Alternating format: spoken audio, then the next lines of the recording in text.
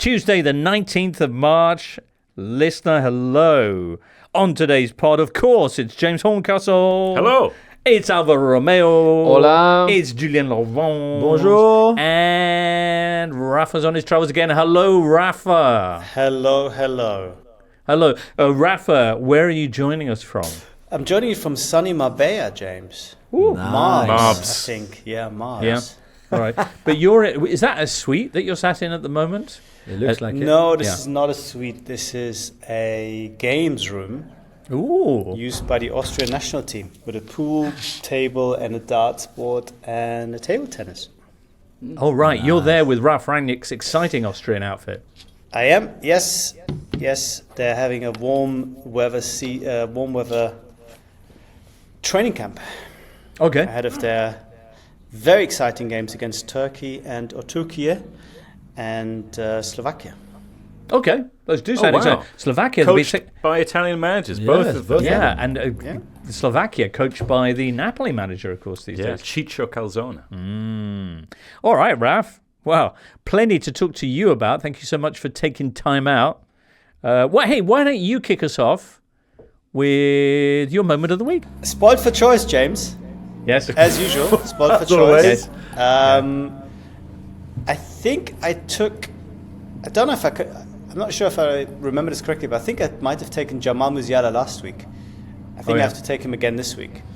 Okay. Take him for what? The guy is just scoring the most beautiful of goals and did so again in Bayern's 5-2 win against Darmstadt.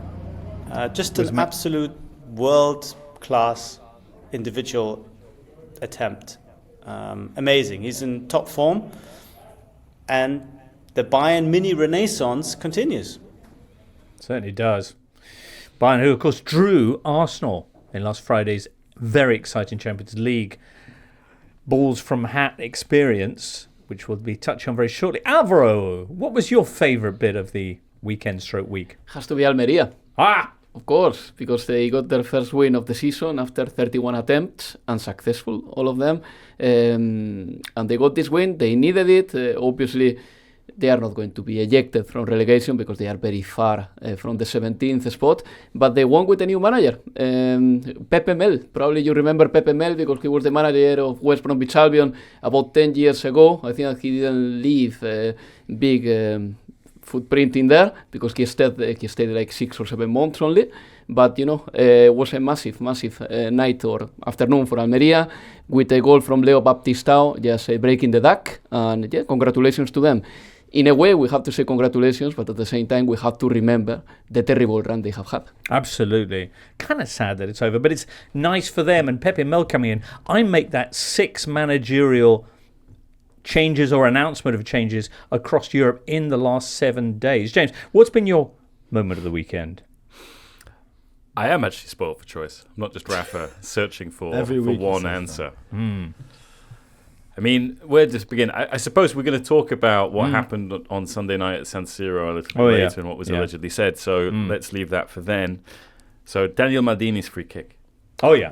From Monza. Very nice. Probably the best free kick I've seen this season, at least really? in Serie A. Beautiful. Because it hit the bottom of the bar and it bounces down, and they used the GLT, goal line technology, and you saw it was just over the line. It was just kind of one of those perfect free kicks. And it was from a fair distance as well. Yeah. He's really hit form as well, Maldini, recently. So it's a bit surprising because I think his loan was broken off and he went to Monza, and so you've seen Paolo Maldini, his dad, in the stands at the U-Power Stadium. But yeah, lovely goal. So there you have it. That's my moment of the weekend. Those shoes, the U-Power shoes that have John Travolta advertising them. Yeah. Isn't U-Power, I think it's like I'm trying to think of it like a Stanley kind of electronic tool kind of company. Is it? All right, but they also now make sneakers. They now make sneakers. John Travolta's completely I don't know this bald now story. with Yeah. a beard. Yeah, it's quite exciting. Okay. Jules, Mine your is a moment of bit- the week. Could be footwear related or football. No, mine is a bit different because Pierre Gasly, the Formula 1 driver, has invested in a club in the 3rd division in France, Versailles. Ooh. A very posh Versailles, of course. Wow. Do they play at the Palace of Versailles? I think they wish, because they had a few stadiums issue when they went up from the 4th division to the 3rd division. But they have high ambitions, and he's a big football fan. He's a really good player. He almost joined the Auxerre Academy when he was a kid. When Giroud was there, he had a trial. No, Auxerre was never really, never that good. But I had other trials, but not this one. But he didn't get picked. But he's doing okay for himself. But yeah, big football fan, big PSG fan, of course. And I just like the fact that as an entrepreneur, which is how he describes also himself, not just a driver, he thought it's a good idea to invest in. So one of his co-owner is the son of the Auchan founder, or the great son of the Auchan. Auchan as in the supermarket chain in France, like your Sainsbury's, if you want. So yeah, I think they've got a lot of money, a lot of ambitions. They're currently 10th in the 3rd division, so they're not going to go up just now to Ligue 2, but the objective, the ambition is to go to the top flight. Okay. You James. weren't spoiled for choice this weekend. I just thought I'd be a bit different than Jamal Musiala like last week, All that stuff. James, do you describe for you. yourself as podcaster, TV presenter, entrepreneur, or You should. No. I mean, I just kind of influencer? on my card it just says brings the vibe, which I think covers it. Anyway, next up, so much has happened since our last show, and one of the things was that business on Friday morning, which has probably been discussed a fair bit, but I can't move on without getting a quick reaction to the quarterfinal draws and indeed semi-final prospectively bracket in the Champions League, Europa League, and the absence of Inter Milan, say, from that experience. No, they're already in the final. I thought they were already in the final. Oh, No? come on. So the quarter-final draw, Arsenal against Bayern Munich. The winners of that will face whoever makes it out of Real Madrid, Manchester City. 3rd season in a row, those two go at it. The other side of the bracket sees Atletico Madrid take on Borussia Dortmund. And the winner of that will face the winner of Paris Saint-Germain, Barcelona. Ooh. Okay, so a lot of people have got excited about the fact that the 4 best teams supposedly are on one side of the draw. But Paris Saint-Germain against Barcelona. Apart from Inter. Apart from Inter. Obviously. The 4 next best teams. Paris Saint-Germain against Barcelona and Arsenal Bayern. So much history there, eh? Raf? Yeah, it's the draw that Bayern didn't want. I mean, for historic reasons, you might think that this is the sort of tie that they look forward to. But I think those who have been watching Premier League football in the last couple of years understand that this is a very different beast to the one that would serially collapse against Bayern in the later stages of the Wenger era. And I think it's possibly the worst draw for Bayern, especially if you can combine it with the semi-final draw. You beat Arsenal, then you're through against City and Real Madrid, both of whom have made for really tough opposition in recent years. I think Bayern haven't beaten Real Madrid in a knockout for quite some while. They got knocked out by City last year.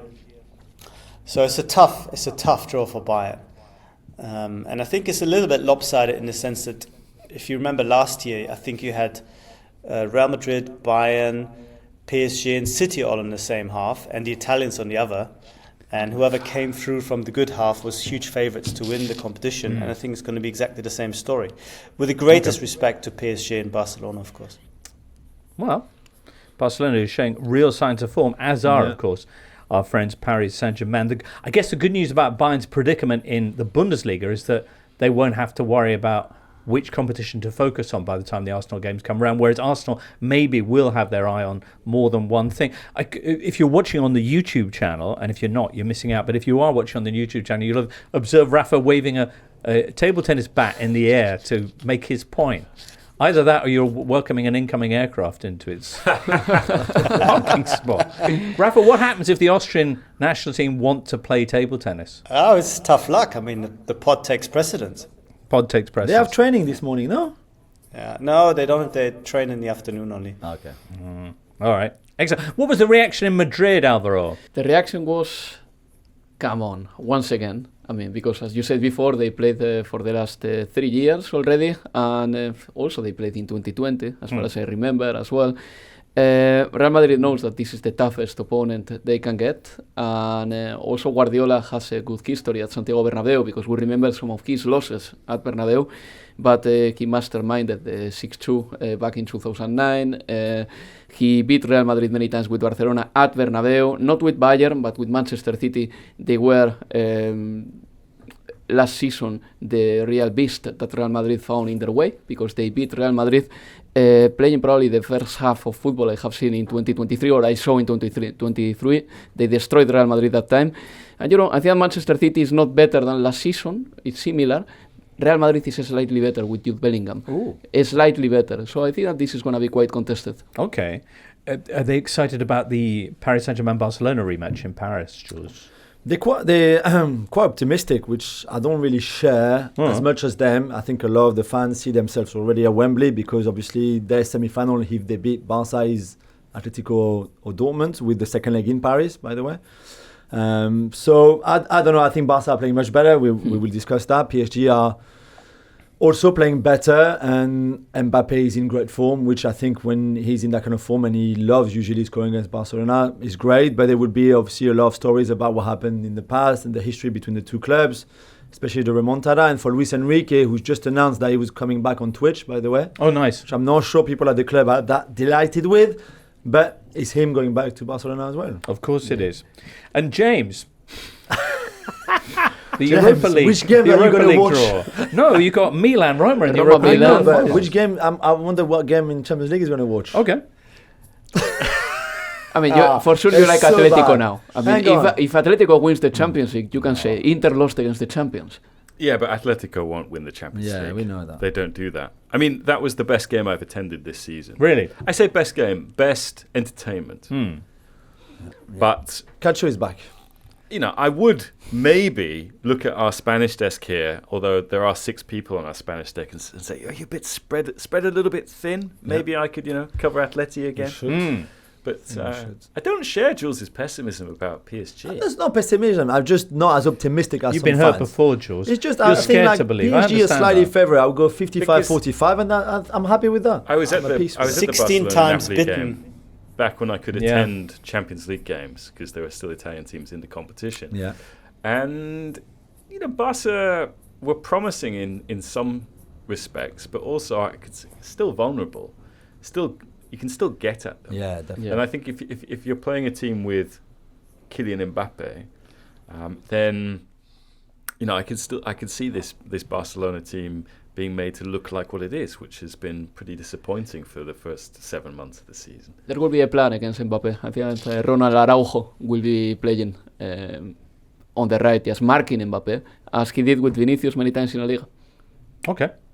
Those ties coming up 9th and 10th, the first leg of April. Europa League quarterfinals draw. Milan against your Roma. My level. No, but there's 4 Italian sides still in Europe, which is more French sides, more than Spanish sides. Well, to the point that the 5th spot for the Champions League, we are likely not to get it in Spain. Exactly. Because we have done terribly in the conference and in the Europa League. You're behind France. We are, Spain of course. behind France in the But coefficient. You Because said that like if you're surprised. No, I'm but not surprised. It all started very badly because Osasuna didn't qualify for the conference in August to start with. And from that point onwards, all the Spanish mid-size clubs haven't been making any difference in Europe. And James, one final thing. I mean, Serie A sides are top of the UEFA coefficient, which means that I think they've got a 99-point-something% chance of getting that 5th spot now, because of the way the points are weighted once you get into the quarterfinals. But so 5 Champions League slots, but there could be a 6th, because if one of the 3 teams in the Europa League were to win the Europa League, and they were to have already qualified from the Champions League via the league, then that slot would go to the team that is not in the Champions League, the next one that's outside. So 6th place. So 6th place. So it could be 6 Italian sides in the Champions League next year. In the group stages, at least. In the Swiss It's model. not a group stage. Yeah, in the Swiss There's model. no group stages. Swiss of course. model, yeah. Wow. It's going to be tough to get used to that. All right. Well, we'll have loads of chance to talk about all those games, your Liverpool, Atalantas, all that kind of thing, which you're going along to, I think. Is that right, James? That's right, James. Yeah. And the Milan, Roma, and all the many exciting things. Aston Villa, Lille in the Conference League as well. And the Greek sides, Jimbo, they did incredibly in the conference, really. They both came back from Olympiacos and PAOK. They came back from really difficult. Yeah. That was amazing. And the final is in Athens. Fact, last Thursday, that's the greatest game. Last Thursday night was one of the greatest nights of. Yeah. Just mad. Anyway, that was last Thursday. What about today? Next up, we're on to Bundesliga. Rafa, we're going straight with the Bundesliga just in case Ralph and the boys want to play a little ping pong. Is it the Austrian Bundesliga or the German Bundesliga? Okay. Good question. In the German, certainly, all the top 5 won. Harry Kane scored again, his 31st of the season in the Bundesliga, and picked up an ankle knack as well. Bayer Leverkusen got their 38th straight game without defeat, a 3-2 win at Freiburg, which was followed by Freiburg manager Christian Streich announcing his departure, and Wolfsburg binned Niko Kovac and are bringing back Ralph Hasenhüttl. Where do you want to begin, Ralph? Well, you tell me, James. There's so much going on this weekend. Yeah. Should we start with Christian Streich? Because that's quite poignant, isn't it? It is, yeah. I mean, there were rumours that a big announcement was due on Monday, and indeed he confirmed that he was stepping down at the end of the season. It's been a long time for him, 12 years in charge, which in football years is probably double the amount, and he felt a little bit tired, felt a little bit low on energy, and wants to enjoy his time off, I think. Julian Schuster, who's the development coach at the club, is supposed to step in. It's not official, but it looks as if there'll be an internal promotion rather than an external rival. Sorry, there's some building work going on just outside. I hope it's not too loud. No, it's fine. And big shock for Freiburg, and somebody who'll be missed, because Christian Streich has sort of emerged as the conscience of German football, if you will, very outspoken about political aspects of the game, about the dangers of right-wing politics, racism, talked about the importance, or in his view, the negative influence of money on the game. So the kind of stuff that very few managers get involved with. And a very unique, iconic figure who's going to be no longer with us, at least, in that position in years to come. And he also had a huge impact on Freiburg, who've become quite a regular component of spring European football of late, but certainly weren't before he took charge. Their defeat, of course, last Thursday to West Ham saw them exit the Europa League. Leverkusen then beating them again this weekend 3-2 to make it 38 games unbeaten for Xabi Alonso's remarkable side. Raf? Yeah, and I think the fact that they got knocked out by the Europa League probably hastened his decision, or at least the timing of his announcement, because Freiburg have nothing to play for really effectively. They're ninth in the table. They're not going to get into the Champions League. They're probably not going to get into the Conference League either. The gap is too big, 7 points at this moment in time. So it's going to be hard for them to have any sort of meaningful end to the season, which I think explains why the announcement has come now. Okay. The opponents for Leverkusen in the next round of the Europa League are, funnily enough, the team who knocked Freiburg out last time, and that is West Ham. So 38 games unbeaten. Could David Moyes' side be the team to end that run, Raf? Yeah, it could be. They have a game before, of course, in the League. I can't remember who they're playing with, playing against. I can tell you, though, it is going to be Hoffenheim at home. Yeah, I mean, they should go unbeaten, I think, in the league. They have Dortmund and Stuttgart. These are the only teams where you think, okay, I can see maybe a defeat coming, but otherwise they look very strong, and I think they need only 5 wins from the last 8 games to be mathematically safe. So Leverkusen Championship incoming. Okay, but in the Europa League, they have been a little bit. They had some wobbles. Consecutive Thursdays saw them go 2-0 down to Karabag, and it was only incredible Patrick Schick stoppage time goals that turned things around. Is that sustainable, Raf? It's not sustainable. You can't always win in the 97th minute of the game. But look, it speaks to their resilience.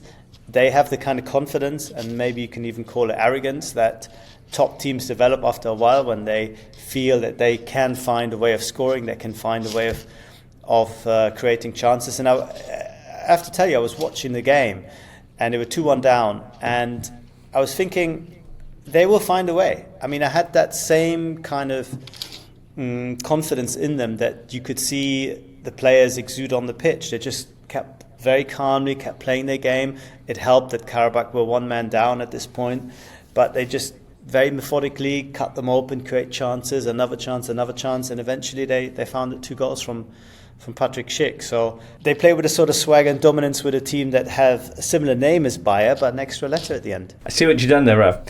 Oh, Niko Kovac out at Wolfsburg. Ralf Hasenhüttl in at Wolfsburg. Really interesting. I mean, Niko Kovac, his time was running out. They've been performing very badly. At least the results have been bad. I think the underlying numbers are better than the scoreline suggested. But, to be in 14th spot, 6 points off the relegation playoff place is a very low return on a team that had aspirations to get back into Europe after playing in the Champions League only a couple of years ago. So Niko Kovac, I think, not being the most entertaining of managers in terms of his teams, had very little going for himself at this point. And the only, I think, surprise is not so much that he's gone, but that Hasenhüttl has maybe gone to Wolfsburg, because there was some talk that he might need a bigger break after the Southampton time, that maybe he was waiting for a really big job. Wolfsburg is a biggish job, but as a club, of course, they have a pretty small footprint. But he will definitely improve them. He will take them up the table. The question is, how much of a stepping stone are they to go to a really big club afterwards? Or is this sort of the level that he's aiming at the moment? Okay, but he's held in that kind of regard, is he, in the world of German football, Hasenhüttl, that he'd be considered for a major opportunity? His stock his stock is not as high as it was after the Leipzig time, when he was suddenly in talks with, or being talked about as a future Bayern coach, as a future Dortmund coach. That's gone down a peg or two now that Bayern are looking for a new manager. I don't think anyone has mentioned Hasenhüttl. Dortmund are potentially looking for somebody to succeed Terzic. Nobody mentioned Hasenhüttl there. So I think the time at Southampton has taken the sheen off a little bit. Wolfsburg is an opportunity to recreate that, as it happened for Oliver Glasner, for example. But not the most sort of glamorous of appointments. Okay then. Well, his soon-to-be fellow former Bayern manager Thomas Tuchel has seen FC Bayern really picking up since they heard the news that he's doing one at the end of the season. 3 straight wins, 3-0, then 8-1, then 5-2. The latest being, as you mentioned before, against Darmstadt this weekend with a lovely goal from Musiala.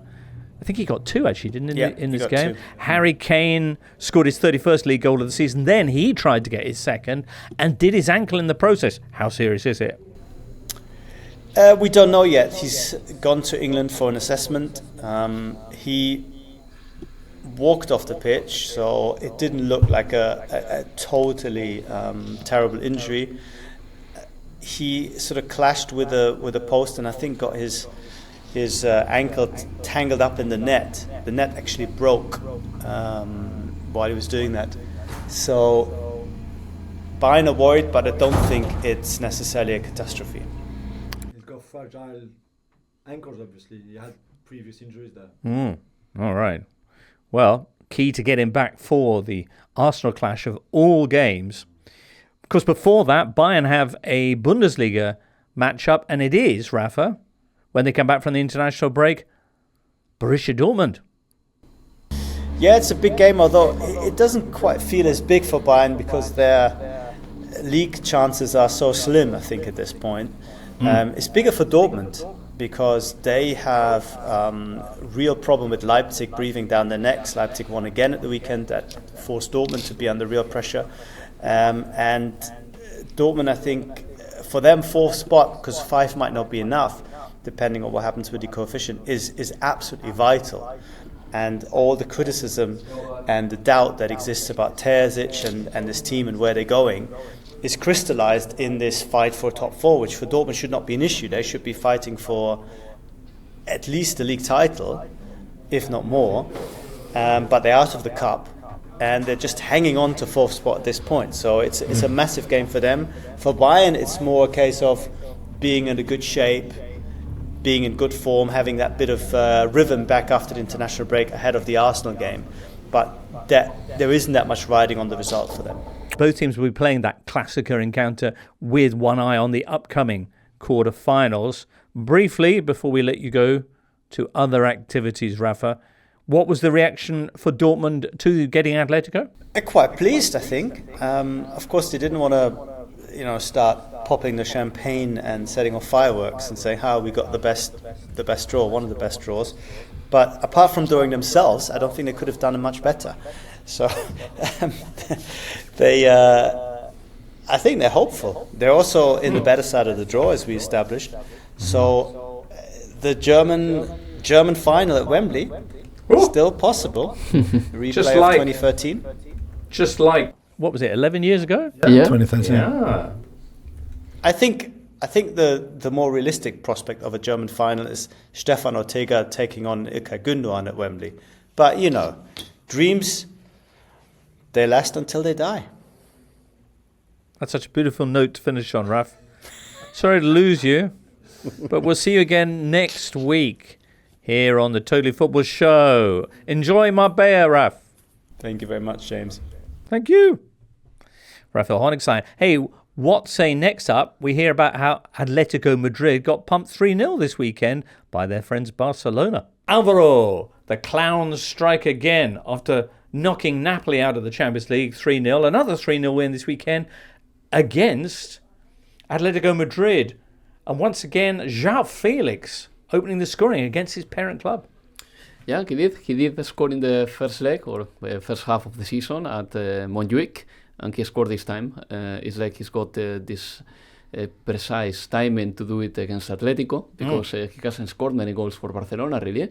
But, I think that the week has been phenomenal for Barcelona. They needed to qualify for the quarterfinals, and they did it. Not that they didn't suffer against Napoli a little bit, because I believe that Napoli had a couple of good chances when the scoreline was 2-1, but then Barcelona played the last 20 minutes of the game very well. I think that Xabi came out a little bit as a winner of that game, just bringing in Sergi Roberto, putting Ilkay Gündoğan, sending him like 20 yards forward just to have a bigger influence in attack.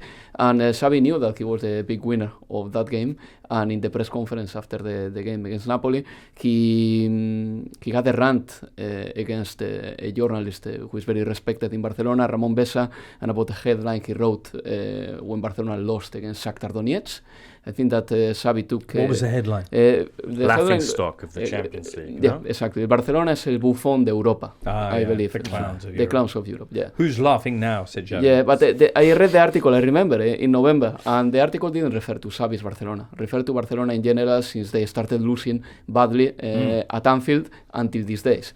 But anyway, then Atletico was the game, and Atletico was in at least spirited, with good spirits, after beating in the Champions League Inter, exactly, and the way they beat them as well and all that. But Barcelona was way better. Atletico had a couple of chances, but Barcelona were just really, really, really good this time. It was the biggest defeat Atleti had ever had at the Metropolitano. Jules, I thought about that, because then I was thinking about the Osimhen penalty or appeal, but I hoped I got away with it. I mean, Horncastle was dead. He didn't even blink. He's given up correcting me. Champions League is He's dead for him.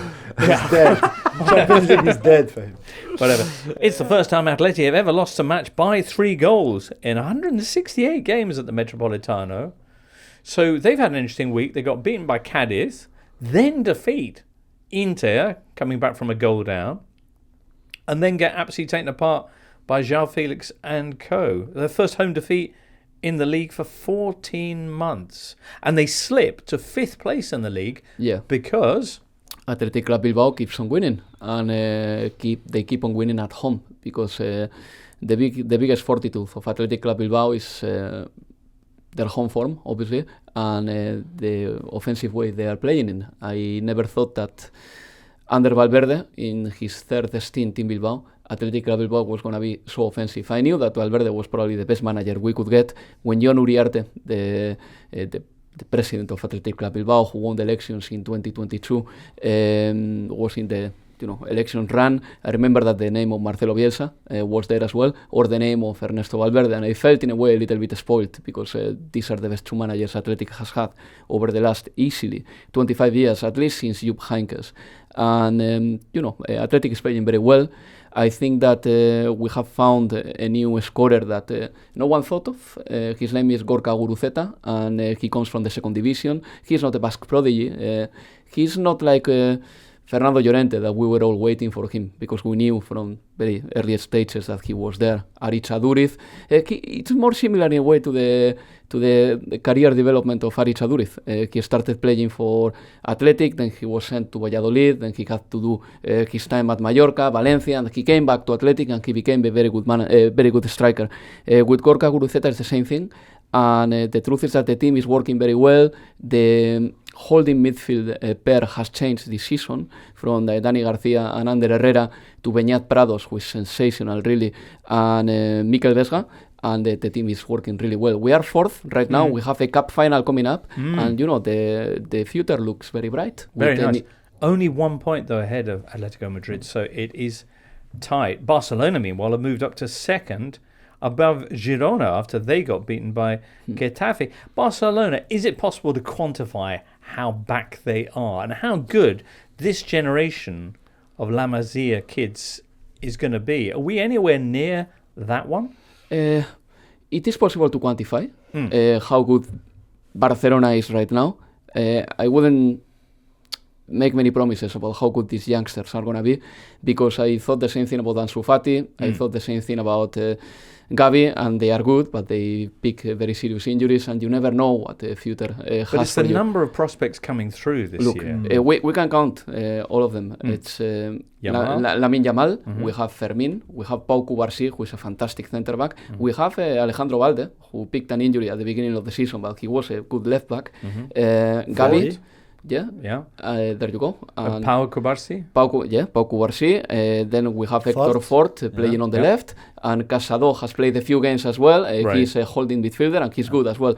But and Marc Gouillou as well, who that scored Can we against count Athletic Fermin Club. Lopez? Have we mentioned him yet? I mentioned Fermin, but the best ones here are definitely Lamine Yamal and Pau Cubarsí. He's a really good defender, to the point that he started against Napoli when another senior centre-back was available, like Íñigo Martínez, because he plays the ball from the back very well. He is quite strong in the duels as well, and he doesn't get nervous with the ball in his feet. I think that this is the most important part of him.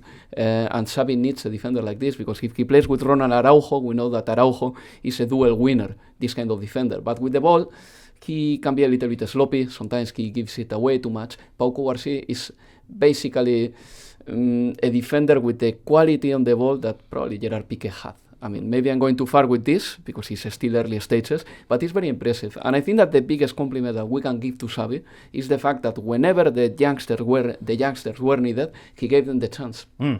In Catalonia, are they getting very excited about how much this generation might echo the one from 20 years ago? Yeah, I think so. Yeah, I don't know if this generation is going to be as good as the generation from 1987 with Messi, Piqué, Cesc Fábregas and Pedro.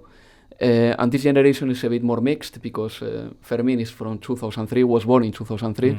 Lamine Yamal was born in 2007, I believe. So, there is a 4 years difference in there. But yeah, I think that the generation is good, and there is a hype in Barcelona about them. Probably the player that has been more anonymous up till now has been Fermin, but I've been talking this season about how beneficial for Barcelona his verticality is. Because Barcelona lost Frenkie de Jong and Pedri for the key, crucial part of the season, and Fermin has been playing instead of them. And he doesn't offer the same guarantees on the ball, but on the same time, he's a box-to-box guy, he scores goals, and he was very important against Napoli as well. Yeah, he kept catching them out. Yeah. Got the first goal, and also you mentioned Kubasi and his passing out from the back. One of the things that stood out to me was he played a diagonal over the top, which Fedemine ran onto, and Napoli couldn't cope with Fedemine in the first 15-20 minutes of that game. So it was impressive, but unlike the La Masia generation you're referring to, Barcelona are under some financial duress. Some have to go. Where you look at these kids, and this is the problem with financial fair play and PSR, is that if you produce your own players, then if you sell them, you get all the money, pure profit.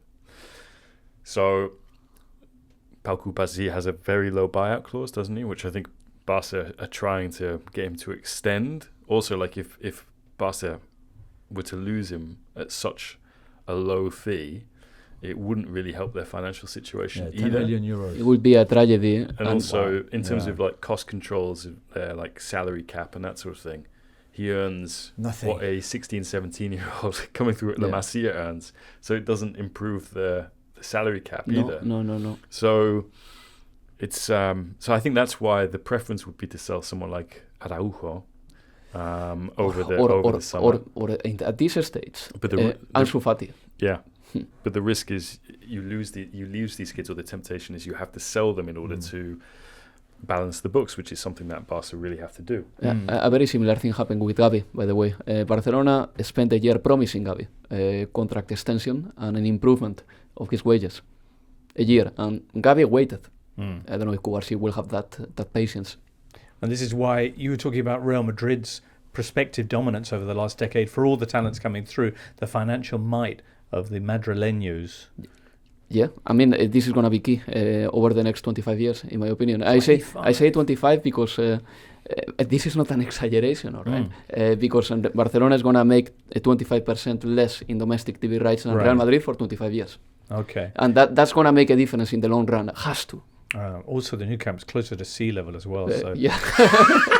problems on that front too. Speaking of Real Madrid, look, they won again, 4-2 at Osasuna. Vinicius Junior with his 6th goal in 4 games. Because Vinicius is right now the best player for La Liga, probably. I mean, his stats are there. He was missed during a while, but Jude Bellingham was taking over Vinicius's scoring responsibilities, and he did very well. But right now, I mean, what he did the other day at Osasuna's ground was incredible. I mean, both goals are very good. The first one, just pressing the defender, getting the ball out of him, just defining in front of the goalkeeper with a lot of composure. And the second one, just scoring with the outside part of his foot as well after a good run. He can do all these individual runs. And we have spoken about Vinicius like the player who doesn't rest. Basically on the 90th minute, he still wants to do that. And he wouldn't mind running 40 yards if needed. This is something that puts him on a different level to some other football stars. That they think about their body, they say, all right, we have won this game, I don't need to use all my energy. Vinicius uses it all the time. At Osasuna ground, by the way, he got a yellow card for protesting to the referee, and there were a few ugly chants to Vinicius. Vinicius muérete, so Vinicius, you should die, basically, by some supporters. And the referee of the game didn't report it, didn't file it. I don't know why. Maybe he couldn't hear it. And Real Madrid has reported about it. Because they cannot believe that the referee didn't put that in the referee report. Vinicius, who remains a figure who really incites such ill feeling and racist abuse in La Liga. Ahead of the Champions League clash, actually, Atletico against Inter, there were big crowds chanting things about him. Yeah, and La Liga has reported about it, even though it's not their jurisdiction, because that was outside the ground and in the context of a Champions League game. The situation has been like this with Vinicius for a very long time. I think that there will always be like 2 or 3 idiots that they will say what they don't have to say. And funnily enough, in 6 or 7 days, Spain is playing against Brazil in Spain, a friendly, and the motif of the game is the fight against racism, and all was triggered from the moment that Vinicius got racially abused at Mestalla last season. The Spanish FA and the Brazilian FA agreed on this game, just as a game, as a nice gesture to Vinicius and as a nice message against racism. Okay. Before the Spain-Brazil game, Brazil play England, of course. They're currently training at the Arsenal training ground. Oh, nice. And I believe Vinicius will give, those press conferences where players come with the national team.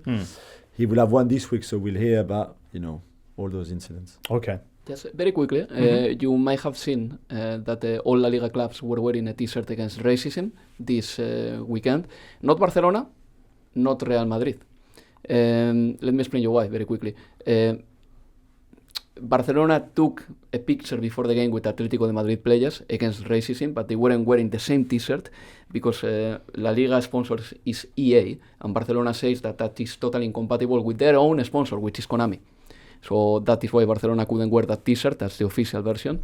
But in the case of Real Madrid, it's different because Real Madrid basically doesn't back many initiatives that La Liga has. So they've got their own fight against racism, but they don't want to do it under the same umbrella as La Liga. Okay. Yeah. Wow. Almeria won, Alvaro. They did, with Pepe Mel. I don't know if you know that Pepe Mel is a writer as well. Oh? Yeah. Oh, detective novels, no? Yeah. He has written like Steve 5. Bruce. Steve Bruce. He has written 5 already. 5 of them? Yeah. And this time he plotted a very good tactic, I would say. It was a novel experience for them, getting a win. Totally.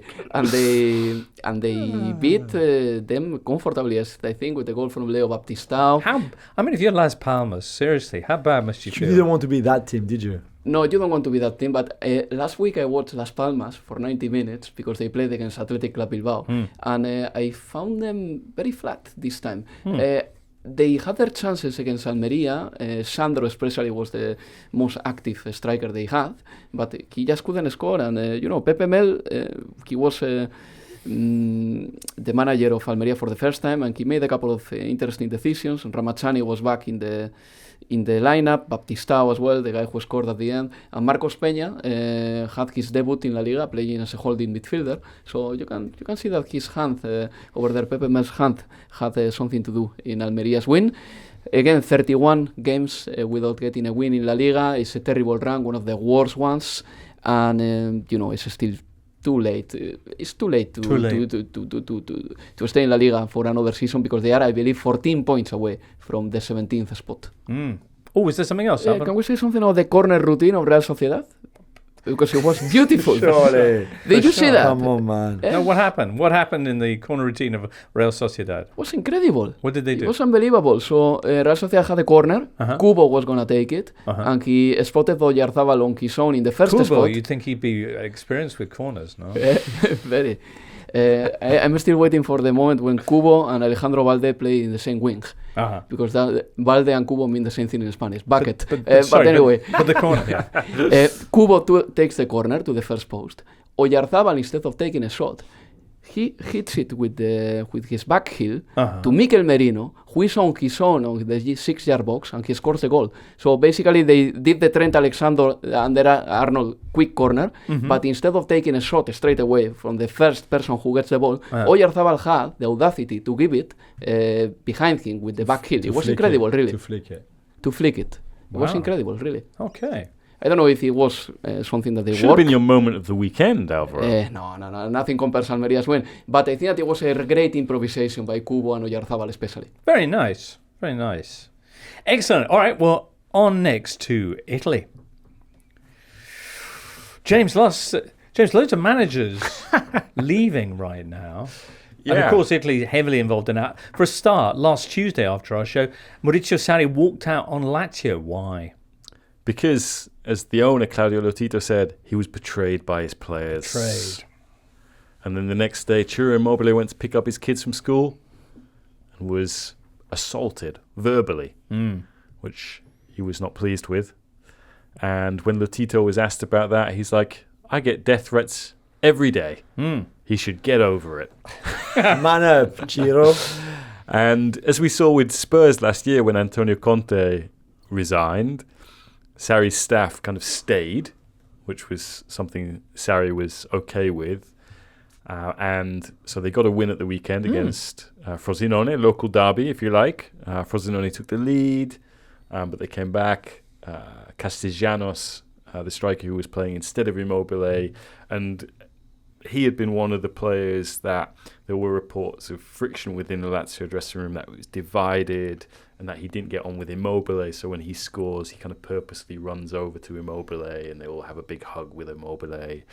And now the new coach is Igor Tudor, which is a big break with what has happened over the last 2.5 years under Sarri, which was a team that moved away from Simone Inzaghi's football, which played a back three, all this sort of thing. Igor Tudor does play a back three, so it's almost like they're going back to what they used to do under Inzaghi. And he'll play with maybe 2 strikers, so Castellanos and Immobile. So, yeah, one of the coaching changes of this weekend. Salernitana keep making coaching changes. They're responsible for about 80% of the coaching changes. It's almost like they've taken a leaf out of Palermo's old book. But Fabio Liverani, who was brought in, in January, has been sacked. And they were talking to Pippo Inzaghi about coming back. And Pippo was like, not too sure. Why would you go back? He's already on their books anyway. Still on the books. Gardening leave, but why would you still go back? And so, they've gone with Stefano Colantuono, who came in as a caretaker, I think, in their first season back in the top flight, and then they got rid of him and brought in Davide Nicola. Right. And Davide Nicola pulled off the Great Escape with a 6% chance of staying up. He's not available this time, otherwise they probably would have called him They back might in. be soon, because after Well, that he's amazing he started unbeaten well run, now. I've had 3 defeats in a row against tough opponents. But we'll maybe touch on that or two in a second. Bologna, who beat them this weekend. Bologna maintaining their position in the top 4 in Serie A. But going back to Igor Tudor, because he's been all over the place. Croatia. That's where he's from. Turkey. But in terms of born, I managing, believe. very fair point. So, Galatasaray, Udinese, Verona had a good run. Greece with PAOK. He was Andrea Pirlo's assistant at Juventus. At Juventus, which is what I'm coming on to. But he also had a good spell at Marseille, didn't he? Very good season, I thought. It's just, in the end, he had a short contract anyway. He had he only had another year. He didn't really feel that the whole club was behind him, which is probably right. And also, they were going to sell half. But they just, Pablo Longoria sells half of the squad every summer or every January and bring a new half of it. And I don't think Tudor wanted that. So after what was really positive, despite difficult starts, remember he was booed at the Velodrome before doing anything. I think it was the right call to go. Okay. Well, you mentioned Juventus, where he spent, 6 seasons as a player, was it? 6 seasons as a player, and was part of the coaching staff that was the last coaching staff to win something at Juventus, which was the Coppa Italia and the Super Cup with Pirlo. Okay. And who's his first 2 opponents as Lazio manager? I imagine Juventus and Roma? No, Juventus and Juventus. Because he's got them in Serie A. Yeah. And then in the Coppa Italia again in the first leg of a semi-final. And Juve, while Tudor's busy kind of whipping Lazio into shape with double training sessions and all that kind of thing. A lot of running. Yeah. Juve, meanwhile, have fallen apart of late. We haven't touched too much on this recently, but what's happened to them? 1 win in 8, a 0-0 draw at home with Genoa this weekend. Yeah. Their form has been that of a team fighting against relegation rather than one fighting for the title. Ever since they drew with Empoli, Davide Nicola's Empoli, and Milik got sent off early in that game, they were only, I think, 2 points off the top of the table at that stage and could have gone top ahead of the Derby d'Italia, which they then lost. And there's a feeling that the players have maybe relaxed a little bit, or maybe it was really... It became apparent in that Derby d'Italia that, no, Inter are a class above them and they didn't have a chance of winning the league. But they've really let it slip now. I mean, they had this massive gap between them and 5th place, which was, I think, 17 points. And that has practically been halved. And now, Allegri, who's been saying all season, no, our objective is not to win the league. That comes too soon. Our objective is just to get back into the Champions League this year. We've been banned from it unjustly, in their opinion, this season. So that has to be our objective. And now it really is, because Milan have overtaken them, so they're in 3rd. And Bologna and Roma keep winning. And a lot of their experienced players, although Vlahovic is still only 24, they keep losing their heads. So I mentioned Milik getting sent off against Empoli, and Vlahovic gets sent off needlessly at the weekend against Genoa. They kept a clean sheet against Genoa, but they haven't been keeping clean sheets for the last 6 weeks. They've been often conceding twice. And Chiesa has been a disaster. I mean, Chiesa, he came on and scored against Napoli, but he's been really disappointing all season. And out of position though. Position. To his credit. Out of position, but at the same time, there was one moment in the Genoa game where Vlahovic plays him a pass to put him in 1v1, and Chiesa doesn't run after it. Now, the pass was overhit, and if he'd gone early to get it, he would have been offside anyway. But the way Vlahovic reacts furiously with Chiesa suggests that all is not well in that partnership. It's been, particularly since, mid-January, there's been this feeling that Vlahovic plays better with Kenan Yildiz rather than Chiesa. Chiesa seems to play better for the national team than he does for his country. That's why people have this disproportionate opinion of Chiesa outside of Italy. They're like, he's the star, when I think people in Italy look at him and say, what's the kid done for 2 years? Part of that was he spent a year out injured.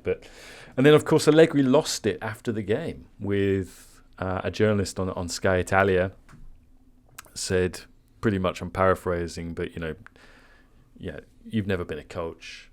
I would never tell you to be a journalist. So why are you criticising me? But I actually thought he was kind of right in what he said. Like, the journalist was bringing up playing three up front, and he's saying, I'm not doing this. I'm not a politician. I don't have to respond to kind of popular appeals. The fans might want that, but I'm the guy who actually takes the temperature in the training ground. It wasn't, say, a Klopp walkout interview. But he was seen to have shown a lack of respect towards the reporter. It was quite a tetchy, not just one response. I mean, it went on and on and on.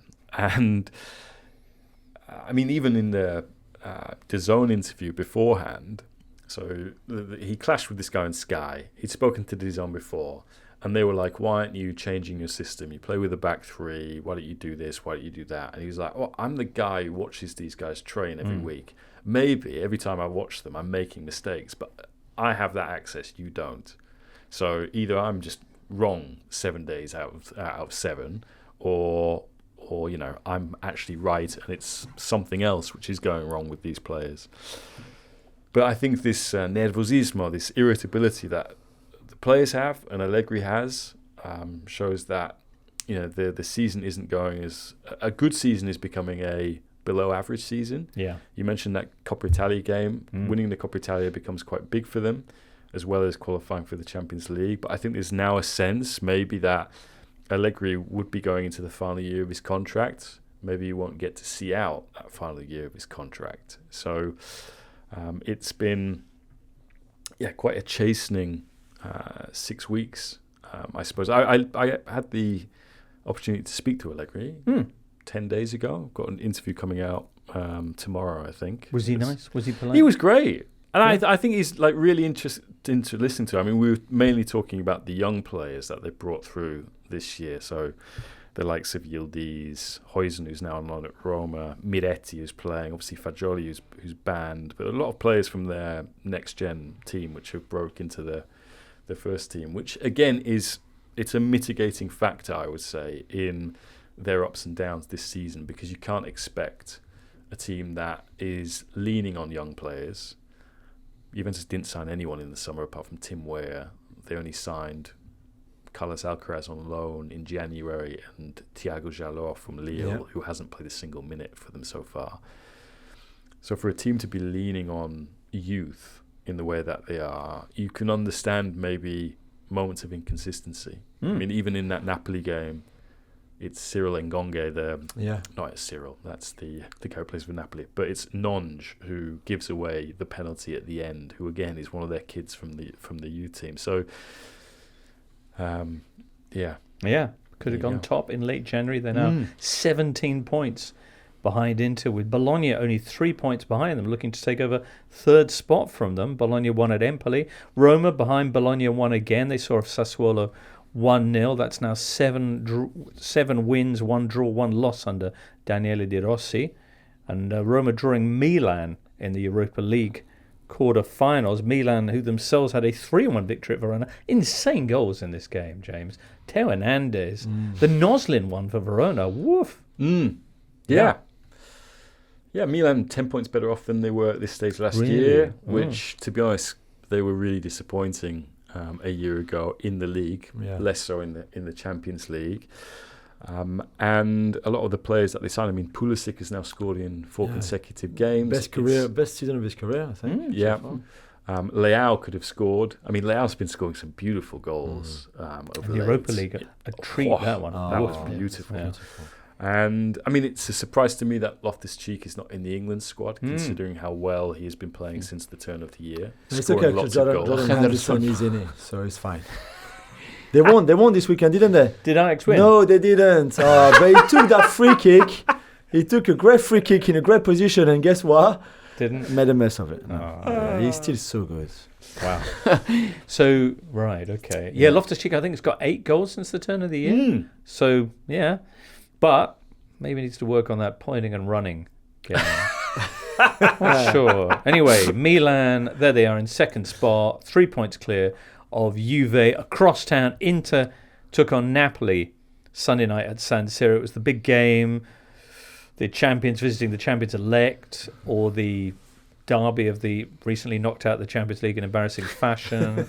Wasn't the banger we were hoping for, possibly as a legacy of their midweek misadventures. A 1-1 draw, and then afterwards what's been dominating the news increasingly is that Juan Jesus, who scored the equaliser for Napoli, told the referee during the game that Francesco Acerbi racially abused him.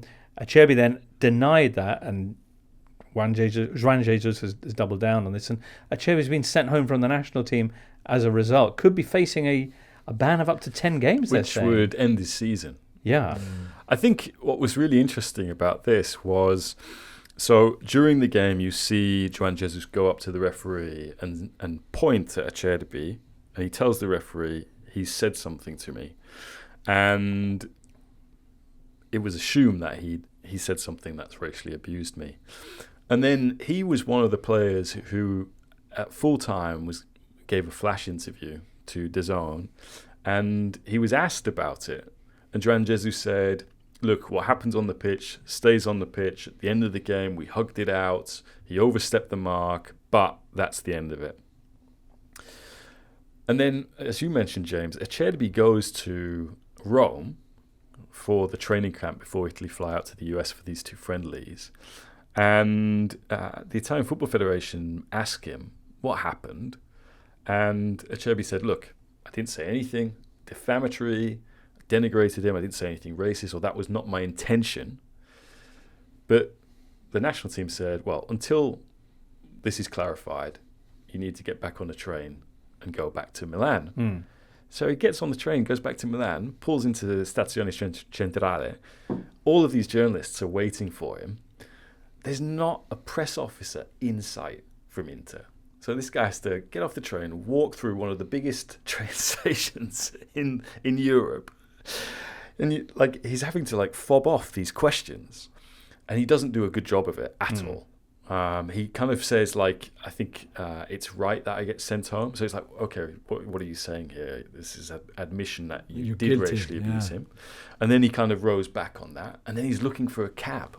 And he's like, where's the driver? There's no one here. So where's he's El Cavi? So he's still being pursued by these journalists. Anyway, Juan Jesus must have been watching this from the training ground in Naples, didn't like it at all, and basically then puts out on social media, this is what happened, this is what he said to me, he racially abused me.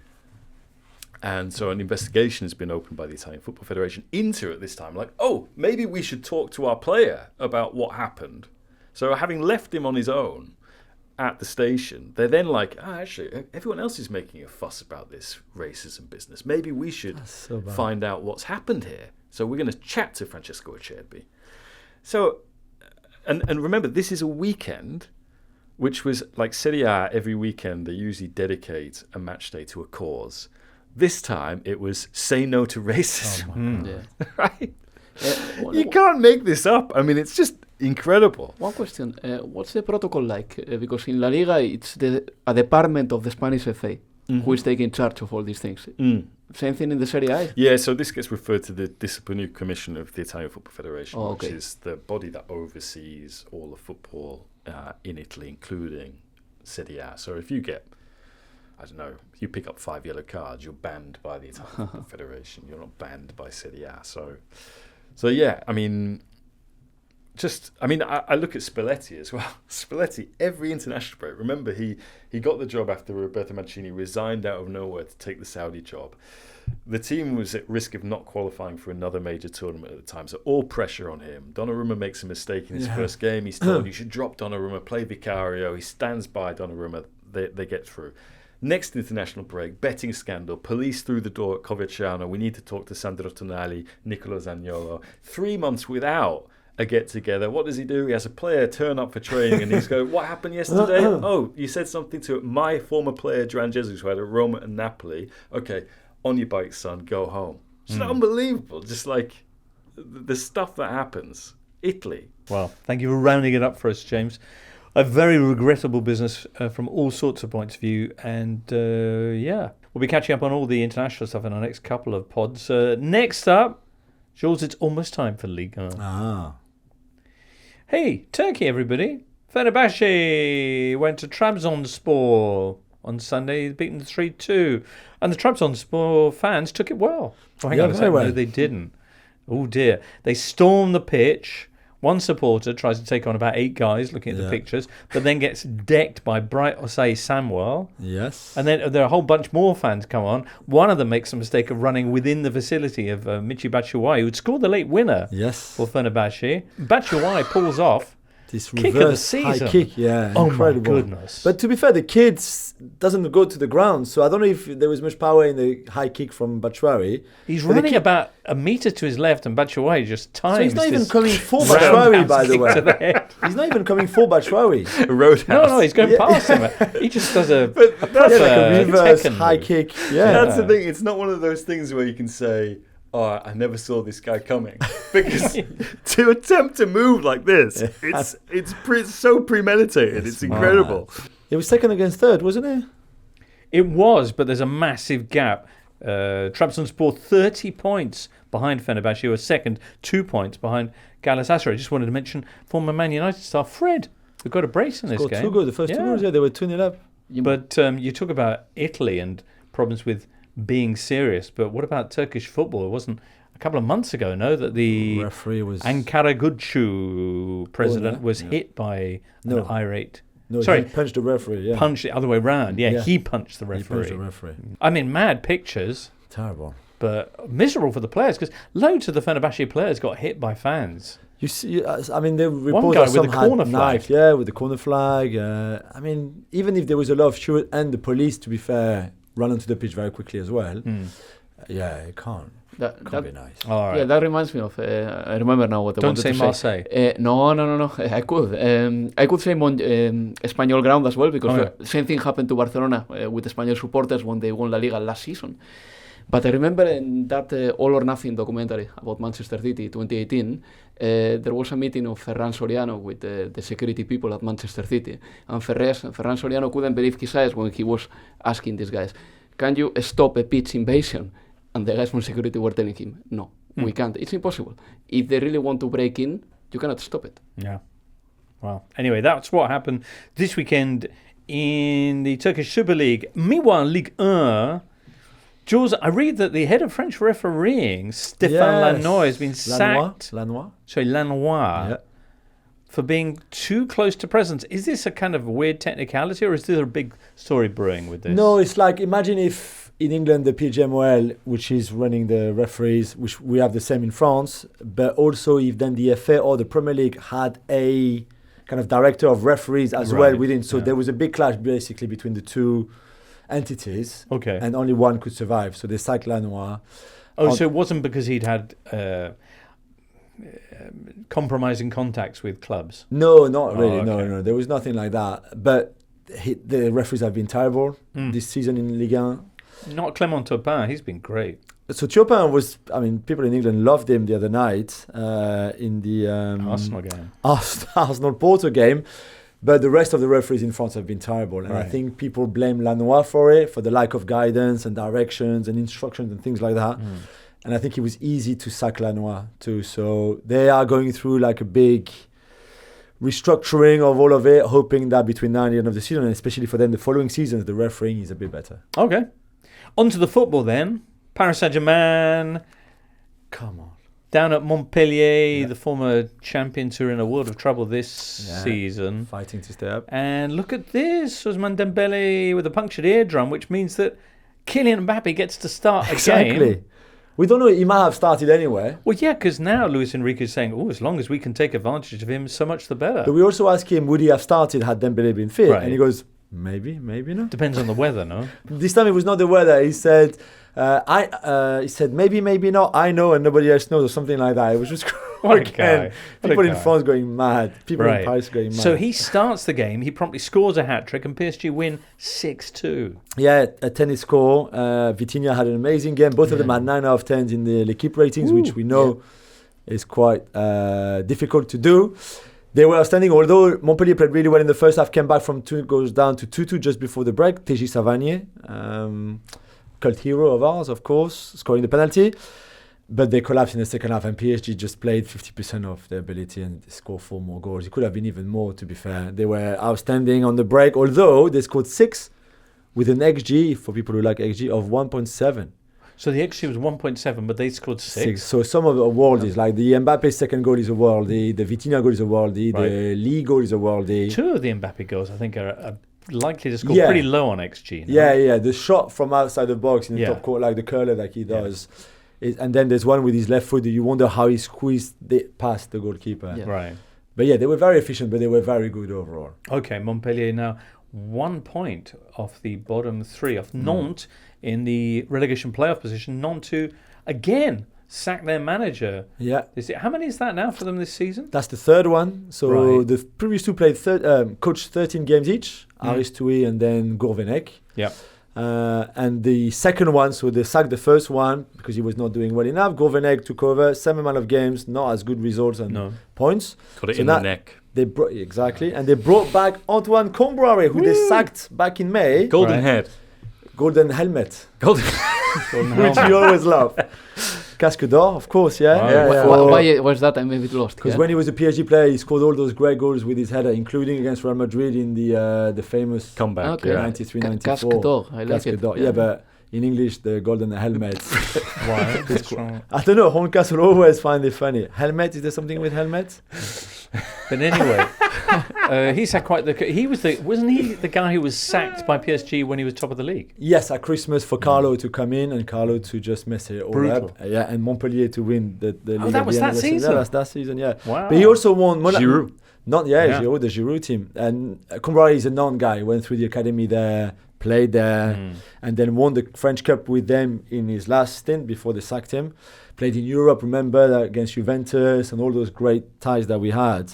So I think he loves the club, could not say no to another rescue operation kind of thing.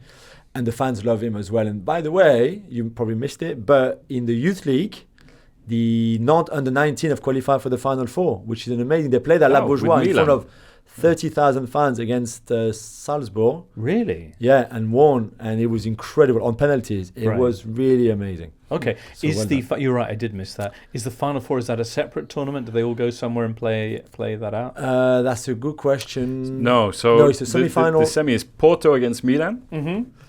Olympiacos versus Nantes. Yeah. Olympiacos. Wow. Yeah, I like Olympiacos doing that. well as well. No, yeah. those Barcelona golden generation. Yeah. Anywhere to be Clearly fine. not enough. Got But- knocked out by Mainz in the playoffs between the group stages and the round of 16. But Nantes, historically, Nantes, one of the Pathetic. best academies in France. Not so much in recent years, but historically, have always been a great academy. But there's a very interesting thing there because you say that they played before 30,000 people, right?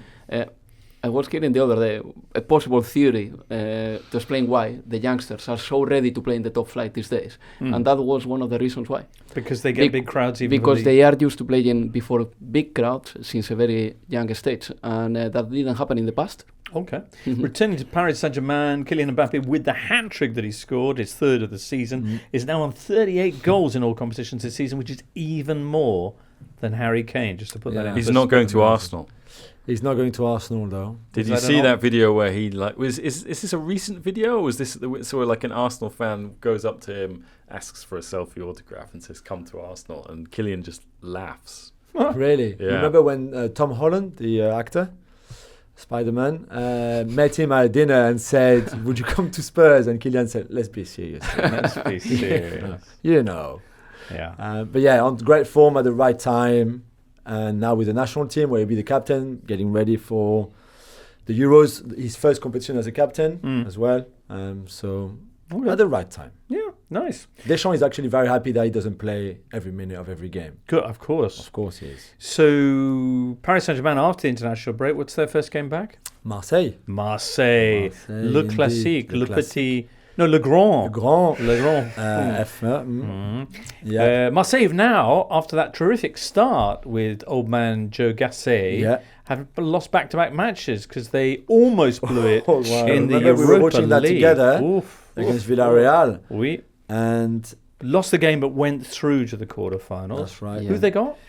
They have Benfica, which is obviously the revenge of the 1989-90 semi-final where Vata scored with his hand to knock out Marseille, Bernard Tapie Marseille, who sworn after that game that never ever again there will be a referee. He made sure of that against him, and after that he must have bought every referee possible in the history of the games. God rest his soul. Yeah, of course. Well, anyway, Marseille this weekend lost 2-0 to Rennes, who are, good lord, the form team in Liga. Yeah. No side since the turn of the year has taken more points, not even PSG. No, really good. Julien Stéphan coming back to the club, and Martin Terrier, who's a wonderful player who missed a whole year injured with his ACL, coming back now, and the first goal he scored was great. We knew that Marseille won those 5 games, 5 in 5. The Villarreal one was, the first leg was maybe, they shouldn't have won the way, like the 4-0 win, but we're against team that they should beat really. Now, it's not just Rennes are better than Marseille, PSG would be better than Marseille, and after that even, they've got the rest of the fixture list for the next 3 or 4 are tough. I think there's Monaco, there might be Lille as well. So, yeah, it was great that Jean-Louis, Joe Biden, Gasset took all those points and all those wins to start, because now it's 2 defeats in 2, and there might just be more after the international break. Okay. Gap at the top between PSG and the rest is now up to 12 points, because Brest and Monaco and Lille all drew this weekend. Yeah, Nice, the only one apart from Paris Saint-Germain of the top 7 teams to actually win this weekend. Yeah, after 6 defeats in 7, they went to Lens and won very impressively, although Lens gifted them 3 goals. And we had a great Brest against Lille, 2nd against 4th. That finished 1-1. That was really Not good. Lille Brest. Not Lille Brest. Although we had that game before, you made course that you joke back then. Oh, are Brest still in the cups? They are not. So they showed they could handle Brest. Anyway. Exactly, and they handled the Brest really well, because Jonathan David scored again, 15 in 14 now in 2024. Nobody has as good as Joe David, so well done to him. Well done to him. Lille against Aston Villa, Jules. Yeah, that's a big one. It's a big one. Second leg in France, which I think is very important here. Paulo Fonseca, who I think we're all big fans of, doing a great job. Are they good enough? The only thing I'm hoping for is that Villa will be very much focused on finishing top 4 in England in the Premier League, and that but Lille have the same thing going on in they Liga. have, to be fair, they have, but maybe the impact if they miss out is not as You think big Unai as Emery is Villa. fed up of winning this competition? No, that's a fair point. I just wonder if at some point Villa will have to prioritize. But this is another Hasn't competition. won it, Conference actually. League, okay. Conference League. Yeah, that's the other one. But still, like, you see what Yeah. I mean.